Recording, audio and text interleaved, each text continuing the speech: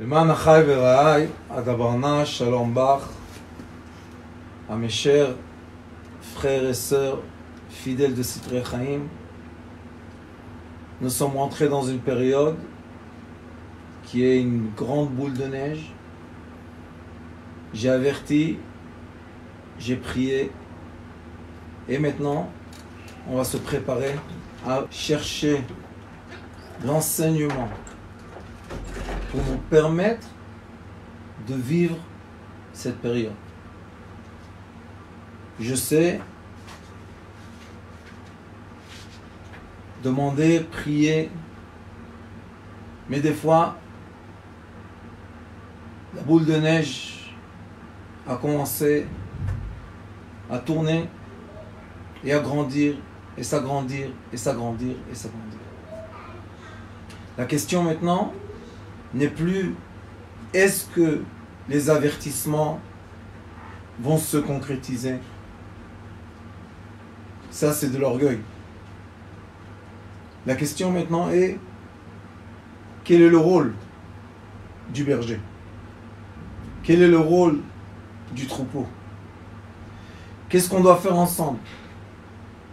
Et grâce à la technologie, il faut applaudir, on peut d'un côté se nourrir d'informations qu'on ne sait pas quelle est leur vraie origine, qui vont nous angoisser, nous étouffer, nous emmener du stress. Et malheureusement, je suis sûr que la violence dans les maisons va s'imposer très bientôt. Et nous, on doit être de l'autre côté. On doit emmener les informations vraies de la Torah divine, éternelle, qu'à chaque situation dans la vie nous donne les deux choix. Est-ce que tu veux choisir à ce moment précis le côté de vie, ou est-ce que tu veux choisir à ce moment précis le côté de l'amour? Il est écrit Ine anochi noten lifnechem hayom. Voilà, je vous donne aujourd'hui et hachaim ve'et hatov, la vie et le bien, et hamavet ve'et hara, la mort et le mal. Ou bacharta bachaim, choisis la vie. Mais il faut comprendre que pour être capable de choisir, il faut avoir un degré spirituel qui n'est pas le degré de tout le monde. C'est pas un degré commun, ordinaire, que tout le monde peut atteindre. Le degré du choix, du libre arbitre, ça s'appelle Nefesh HaMedaberet. C'est quand l'être humain est capable de s'élever à son esprit et de l'esprit de passer d'un espace-temps à l'autre, d'une dimension à l'autre, d'une vitesse à l'autre. Par exemple, on va mettre deux personnes dans une chambre et on va leur demander de passer le temps. Une personne, on va lui dire regarde l'aiguille de la montre les secondes, 5 minutes, c'est tout. Et une autre personne, on va lui mettre dans les oreilles une chanson, 5 minutes. Et on va filmer le comportement de ces deux personnes. La première personne qui suit l'aiguille de la montre, chaque seconde qui passe devient éternelle. Le temps ralentit, la sensation devient lourde, l'envie de se défouler, de sortir de là, de tout casser, s'impose. La personne devient inférieure à l'espace-temps. L'autre personne est distraite. Très belle chanson, ça va, elle est contente. Et on lui dit, c'est fini 5 minutes. Elle dit, j'ai même pas ressenti le temps passer. Qu'est-ce qui s'est passé avec elle? Grâce à la musique, grâce à la chanson, grâce à la joie, on l'a fait passer d'un espace-temps à un autre espace-temps. Il faut savoir que le passage d'un espace-temps à l'autre s'appelle le point zéro. Ce fameux point zéro, lequel j'enseigne, ça fait des années, Et je dis à mes élèves, aux fidèles de Sitrei Chaim, à mes enfants, un jour viendra, vous allez voir, c'est tellement utile. J'ai un élève, un fils à moi, un vrai tzaddik, à Eilat, qui m'a dit, aujourd'hui on a parlé ce matin, il m'a dit, Rav, tu sais pas qu'est-ce qui se passe dans ma maison. On vit, malgré la situation.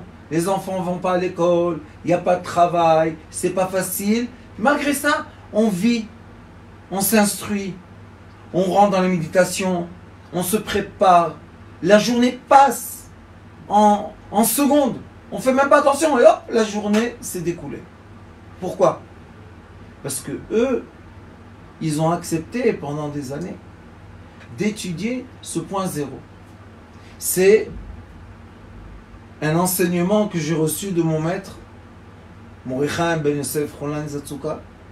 C'est un enseignement qu'on retrouve dans les écrits très très très anciens et très très très très très profonds. C'est pas dans l'espace, c'est pas sur la surface des choses, c'est dans la profondeur des choses. C'est pas l'aiguille de la montre qui passe éternellement d'une seconde à l'autre, mais c'est la chanson qui va nous donner l'ambiance de vouloir être heureux, joyeux, unis par l'amour. Et maintenant, la question qui se pose est comment on doit se positionner? Voilà, le fait est accompli, personne ne peut nous dire quand est-ce que cette histoire va finir. Des pays entiers sont complètement isolés, à la quarantaine, ou je ne sais pas comment ça s'appelle en français, mais personne ne sort des maisons. Les drames se passent toutes les minutes. Et d'un autre côté, on peut aussi profiter et vivre cette période et se préparer au jour, au lendemain. Qu'est-ce qui va se passer quand tout cela va s'arrêter? Qui on va être? Est-ce qu'on va être?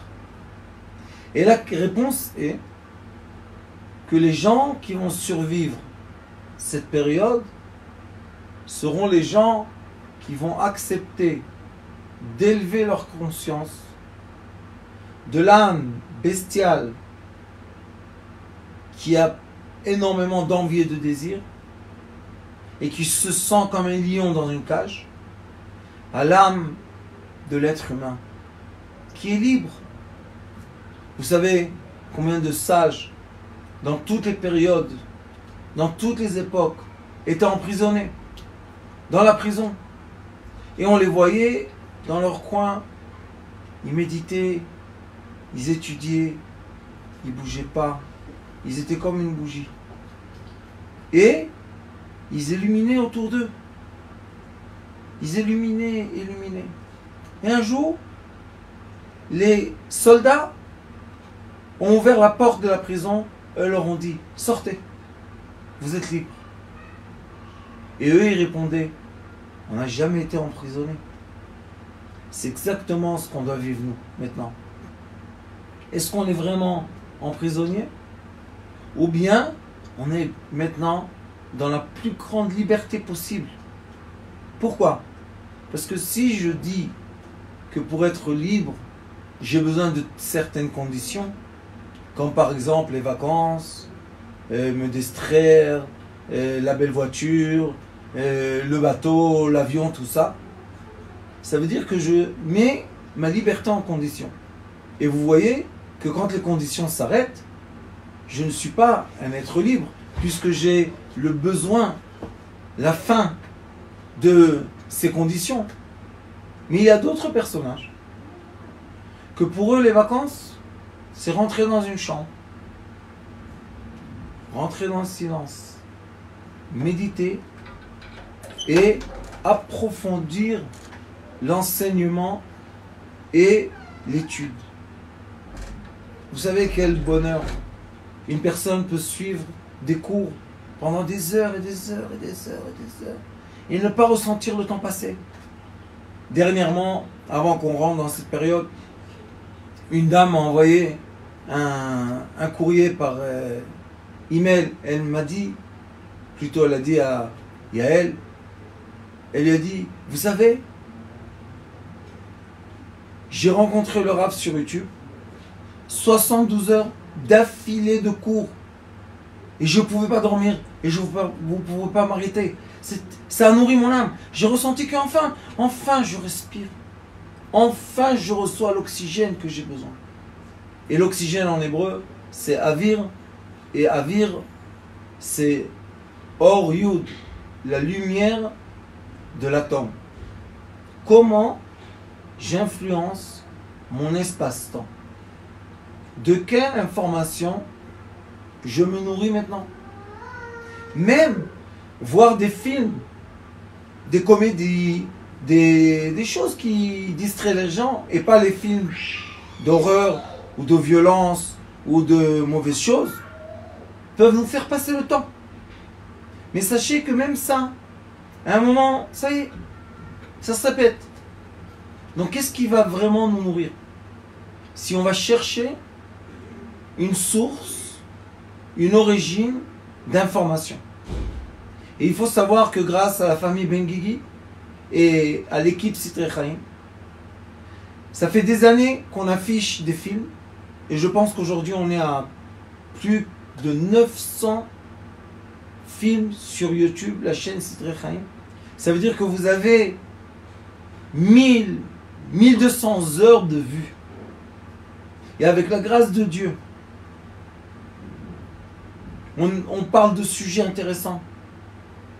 Comment se préparer pour la prière, comment se connecter, comment méditer, comment vivre notre couple comme il faut, comment rentrer dans des sagesses profondes, comment rentrer dans la lumière. Pourquoi? Parce que le but de l'information n'est pas capter des otages, des esclaves, des gens qui sont addicts. Le but de l'information est de permettre à l'être humain de s'élever à un degré qui peut rentrer dans une profondeur qui va perdre la notion de l'espace-temps étouffant, qui nous emprisonne, qui nous met le stress, et s'envoler entre et dans des mondes magiques, vraiment des mondes magiques, avec beaucoup d'enseignements.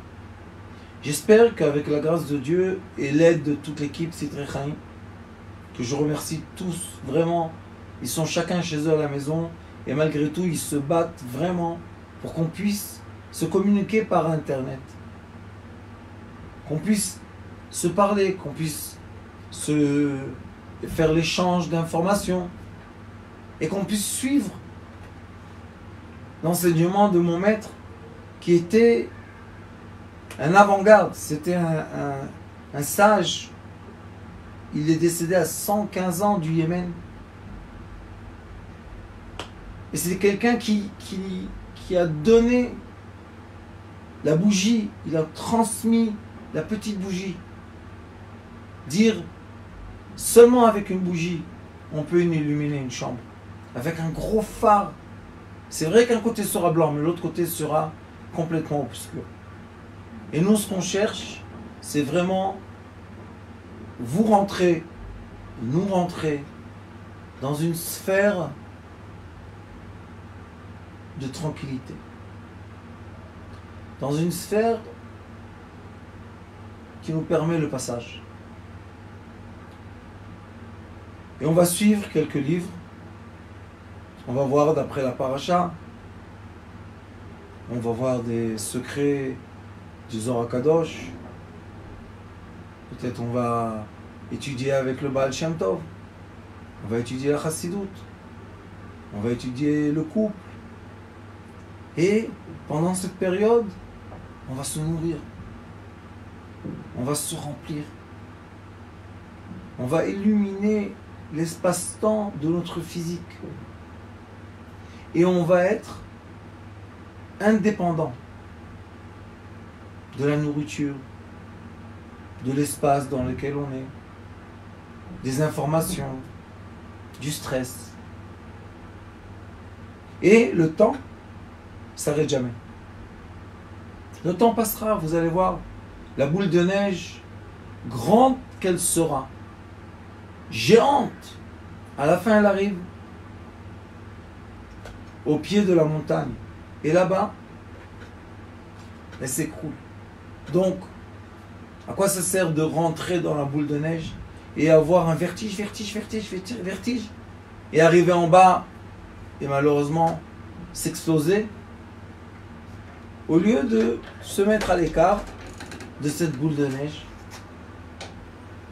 et regarder le processus, profiter de cette période, en faire de la lumière. Et comme vous savez que je vous ai enseigné beaucoup de fois, le Zohar Kadosh dit Choshech, l'obscurité, ce sont les lettres qui enveloppent, qui habillent le mot Zeri, Razi, mon secret, ma lumière, Ori. Derrière les lettres de l'obscurité se cachent les lettres de la lumière. Et c'est à nous de choisir, de faire le choix. Est-ce que je veux maintenant, à ce moment-là, que une tasse de café s'est renversée sur mon pantalon, m'énerver, crier, menacer et même être violent, ou bien me dire c'est rien qu'une tasse de café qui s'est renversée, pas plus, pas moins. Est-ce que la personne qui était maladroite a fait exprès? Et surtout de qui on parle aujourd'hui? Des gens qui vivent avec nous. Maintenant on est re-rentré dans l'intimité familiale. Maintenant on est dans le cocon. Vraiment, je vous demande du fond de mon cœur, comme moi j'ai fait avec ma mère, héberger les vieilles personnes. Ne les laissez pas toutes seules. Il est écrit dans la Torah, Al tashlicheni milfanecha. Ne me délaisse pas quand je suis âgé. Kichlot kochi, al ta'azveni. Si je perds mes forces, ne m'abandonne pas. Et vous allez voir une grande, grande bénédiction d'avoir chez vous, sur un fauteuil, un papy, une mamie ou les deux, avec leur sagesse, avec leur recul, avec leurs histoires qui intéressent les petits-enfants. Nous, ça ne nous intéresse pas tellement, parce qu'on croit qu'on est très intelligent. Mais bientôt, nous-mêmes, on va être le papy et la mamie qui racontent les histoires à leurs petits-enfants et qui sont complètement hypnotisés par des anciennes histoires qui se sont passées dans l'histoire du monde. Vous savez, cette période Corona, qui veut dire en hébreu la couronne, le Keter, c'est une période dans laquelle la couronne céleste, la lumière céleste, est descendue, royaumer la terre. Vous imaginez un peu? On est témoin d'une des plus fortes périodes que l'être humain a jamais vécues. Vous imaginez un peu? Quel mérite on a, chacun et chacune, sans aucun jugement. Au contraire, avec la compréhension que chacun de nous, si on est arrivé tous ensemble, l'humanité entière, à cette période, c'est parce qu'on la mérite. C'est une période de lumière, c'est une période d'amour, c'est une période de charité, de miséricorde comme jamais n'a été. C'est une période dans laquelle il y a énormément de vent qui nous tourmente. Certaines personnes appellent à la révolution, d'autres personnes appellent à s'enfermer, d'autres personnes sont en train de dénoncer leurs frères, d'autres personnes sont dans leur maison en train d'étudier et approfondir encore et encore et encore. Il y a de tout. Où êtes-vous? Et si vous êtes là, avec nous, dans Sitrei Chaim, c'est parce que l'âme demande où est la porte, où est le portail qu'on va ouvrir et on va se libérer des habitudes qui nous emprisonnent, des habitudes qui nous ont donné la liberté la plus enfermée sur terre. Des gens vivent dans des maisons immenses, dans des royaumes, mais maintenant ils sont seuls. Ils n'ont pas le droit de sortir. Personne ne peut venir. Et qu'est-ce qu'ils font? Qu'est-ce qu'ils font maintenant? Qu'est-ce qu'on fait maintenant? On médite. On aime. On change d'atmosphère. On nourrit l'âme de Torah, de lumière, et on est moins préoccupé par les besoins vitaux de notre corps. Si vous savez combien de manger on a vraiment besoin pour vivre, si vous prenez dans le jardin de l'herbe verte, il faut voir que ce n'est pas empoisonné, mais si vous prenez des plantes vertes qui sont des plantes qu'on connaît, qu'on peut manger, et vous en faites une petite boule, et vous mangez juste ça par jour, vous allez être fort comme un éléphant et comme un rhinocéros. Pourquoi? Parce que tout ce qui est vert encapsule la lumière du soleil et décharge dans notre corps, après avoir passé la cuisine de notre estomac, on a ouvert des petites cellules de lumière encapsulée, et maintenant tout notre corps se remplit de lumière, qui est la vitalité de l'être humain. Ça, c'est une façon. Une autre façon est tout simplement rentrer dans la sagesse. Un des grands tzadikim s'appelait le Noam Elimelech HaKadosh. C'était un grand tzadik. Et ce tzadik-là parle beaucoup du rôle des tzadikim, du rôle de l'être pieux qui existe en chacun de nous. Il n'y a aucune personne sur terre qui est méchante. Il y a juste des personnes qui ne savent pas comment sortir, comment dévoiler la lumière qui est en eux, parce qu'elle est masquée par une obscurité. Mais quand vous voyez quelqu'un dans l'obscurité, sachez, c'est le masque. Enlevez le masque, vous allez retrouver l'être lumineux. L'être qui est connecté au divin. On a tous une âme divine qui nous nourrit. Sauf qu'une partie de nous, malheureusement, se nourrit d'informations qui créent des barrières et des barrières et des barrières et des barrières, Jusqu'à un moment que la plupart des gens, malheureusement, ferment les yeux, voient de l'obscurité. Et non, l'état naturel de l'être humain est que quand je ferme les yeux, je vois de la lumière. Je suis calme. Je n'ai pas peur.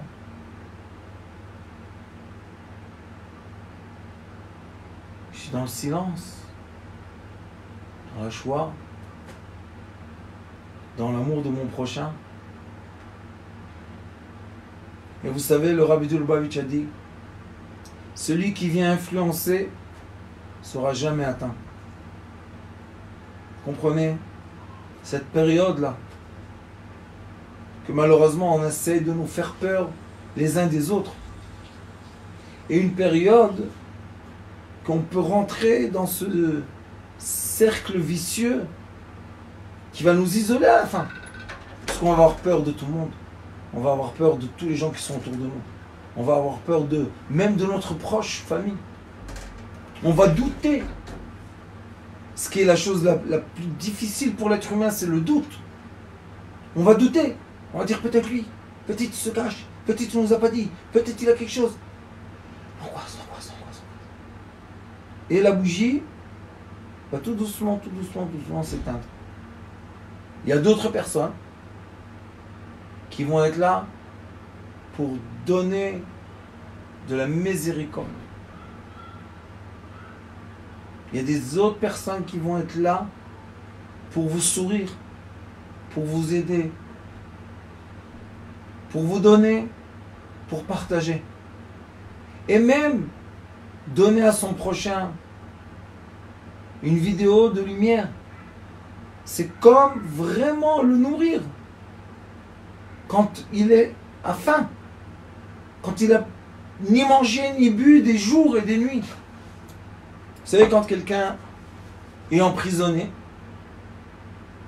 et on le torture, on lui fait du mal, il est à bout de ses forces, il n'en peut plus, il sent que voilà, c'est le dernier souffle, j'en peux plus. Et tout d'un coup, quelqu'un vient avec une bonne nouvelle, lui dit « Hé, le roi, t'as acquis, tu peux sortir !» D'un coup, il se remplit de force, on comprend pas qu'est-ce qui se passe. Hop, il devient fort, il se lève debout, et hop, il court. À quoi? À sa liberté. Qu'est-ce qui s'est passé? Il y a 2 heures, tu étais dans ton lit, en train de mourir. Et maintenant, on te voit plein de lumière, de force. Quelle est la différence? Le secret est la connexion. À quoi je vais me connecter? À chaque instant de ma vie. Aux informations qui me torturent, qui m'emprisonnent et qui me mettent KO dans mon lit, ou aux bonnes nouvelles, les bonnes choses qui se passent. Voilà, j'ai réussi à manger aujourd'hui. Voilà, j'ai réussi à nourrir mes enfants. Voilà, j'ai trouvé une poule. L'autre, il va dire, voilà, j'ai des légumes. Il va y avoir un échange magnifique. Ça sera tellement beau. Vous savez, on a tous, dans nous, profondément, on languit tous cette vie simple d'avant. Et vous savez, il n'y a pas longtemps, mon grand-père et ma grand-mère vivaient dans un village. Il n'y a pas longtemps. Et ils vivaient là-bas des générations et des générations. En famille, en communauté. Ils sortaient jamais. Il y avait très peu de gens qui circulaient dans le monde pour faire du commerce. Très peu de gens. La majorité de gens vivaient un quotidien, on peut dire peut-être, emprisonnés dans un village parce qu'ils ne savaient pas comment partir loin, au-delà de leurs frontières. Mais une personne avait une vache, une autre avait les poules, l'autre avait des légumes, l'autre avait des fruits, et ça tournait entre eux. savez, j'ai un élève qui m'a raconté qu'il n'y a pas longtemps, il avait trop de stress. Il travaillait à Me'asharim, et là-bas, vous savez, Jérusalem, il y a du stress, le business, ça va, très fort, très fort, très fort. Il n'en pouvait plus. Il a dit, je suis obligé d'aller me retrouver un peu dans mon silence. Il a loué une voiture, et il est parti dans les montagnes Carpates, en Roumanie. Top. Il a pris la voiture, GPS, il était dans les montagnes, il était content, il voyait la nature, ça le calmait, il voyait les ruisseaux d'eau, il voyait les oiseaux, des fois quelques bêtes, il était content. Et avant Shabbat, jeudi, il a eu une panne dans la voiture. Qu'est-ce qu'on peut faire? Panne de la voiture. Et il était dans une zone qu'il n'y avait pas de réseau de téléphone. Et sa femme le cherchait. Et après, ils ont appelé le ministère de l'Extérieur. Et après, ils ont parlé avec l'ambassadeur. Et ils l'ont cherché partout. Et lui, il était dans la montagne. Seul, avec sa voiture. Top, il avait les cartes. Et il s'est dit, bon, je vais rester dormir la nuit. Et le matin, je vais commencer à marcher. Et je vais rencontrer quelqu'un à la fin. Tout chemin emmène à un village. Bon.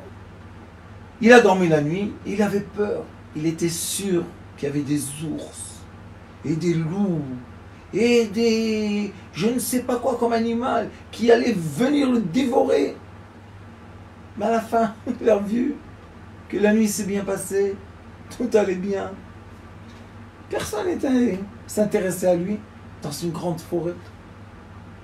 Donc, le matin, il s'est levé de bonne heure, il a fait sa prière, il a commencé à marcher. C'était déjà vendredi. Et il s'est dit, Shabbat, je ne vais pas faire Shabbat dans une voiture au milieu de la forêt. Il a marché, il m'a dit, il a marché 3 heures. Et à la fin, il a vu, à côté d'un fleuve comme ça, il a vu un petit village. Quelques maisons en pierre, des personnes qui l'ont regardé comme ça, avec beaucoup de sympathie. Et il m'a dit, ces gens-là n'ont ni téléphone, ni électricité, ni technologie. Ici, du bois, qui font passer dans les fleuves, qui vendent le bois, et ils pêchent des poissons, et ils ont un peu d'agriculture à côté de leur maison. Il m'a dit, Rav, si tu aurais vu la sérénité qu'ils ont. Et tous les soirs, quand ils reviennent tous, quand le soleil commence à se coucher, tout le monde sort de la forêt, il n'y a pas beaucoup de gens. Et ils se mettent autour d'un feu de camp, et ils parlent, chacun raconte ce qu'il a eu aujourd'hui, l'histoire de ses ancêtres. Ils sont tous comme ça en harmonie. Il dit après que le soleil se couche, ils mangent un peu, ils vont tous dormir. Ils étaient tellement gentils. Il a dit, j'ai dormi la nuit dans une cabane comme ça, en pierre. Le matin, le beau matin, il se lève, avec les oiseaux. Et la vérité, il m'a dit, j'étais même pas fatigué. Je me suis levé, beau matin. J'ai fait ma prière, mais j'étais serein. Il m'a dit, c'était un des Shabbats les plus beaux de ma vie. Parce que j'ai repris le rythme naturel de l'homme, avec et dans la nature. On veut tous reprendre quelque part dans notre cœur ce rythme naturel, être capable de se lever au bon matin et non pas rester après minuit éveillé parce qu'il y a l'électricité, il y a la lumière et on va dormir à 2h, 3h du matin, on se lève à 10h du matin. Des fois maintenant en vacances on va se lever à midi, mais à midi on a perdu déjà la moitié de la journée. Donc on se dit bon, cette journée elle est gâchée. Et après si on se dit que la journée est gâchée, on va traîner de là à là. Mais quand les portes de la maison sont ouvertes, on peut prendre la voiture, faire un petit tour, aller prendre un café, voir un film au cinéma, je ne sais pas, tourner. Mais maintenant, même les synagogues interdit d'être plus que 10 personnes. Donc, Qu'est-ce qui reste? Qu'est-ce qui reste à faire? On doit se retrouver en nature. On doit se retrouver en famille, le noyau de la famille. On doit retrouver l'amour qui nous a unis, par laquelle on a eu l'alliance du mariage. On doit retrouver, on doit se retrouver.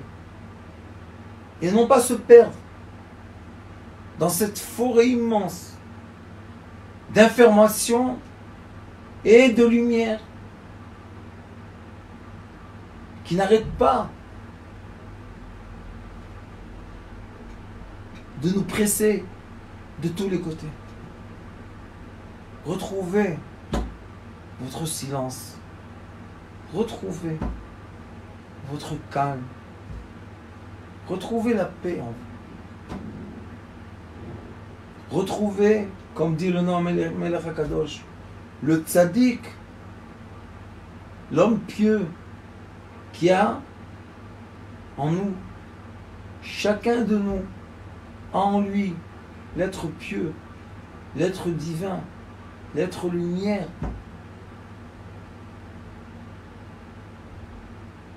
Et si on ferme les yeux,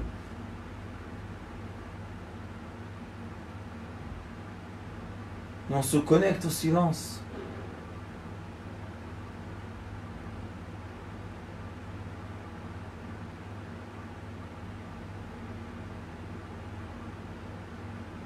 des heures entières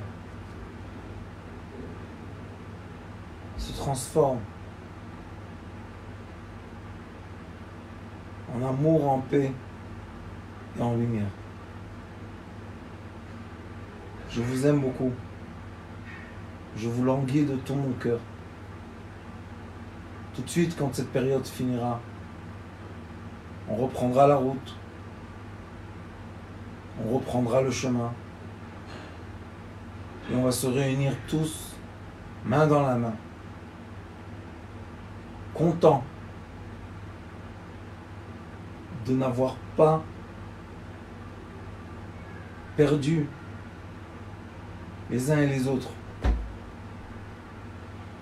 d'avoir été liés,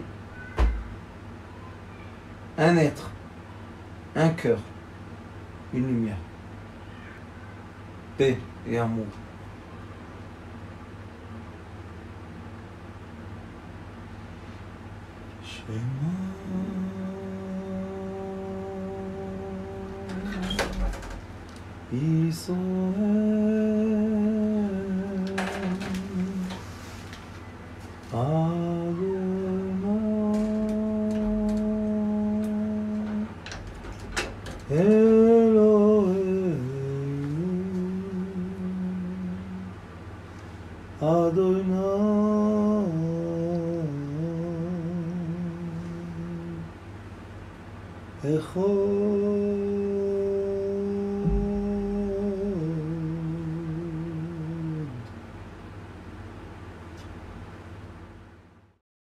Notre rôle maintenant, c'est détecter notre lumière et en profiter au maximum.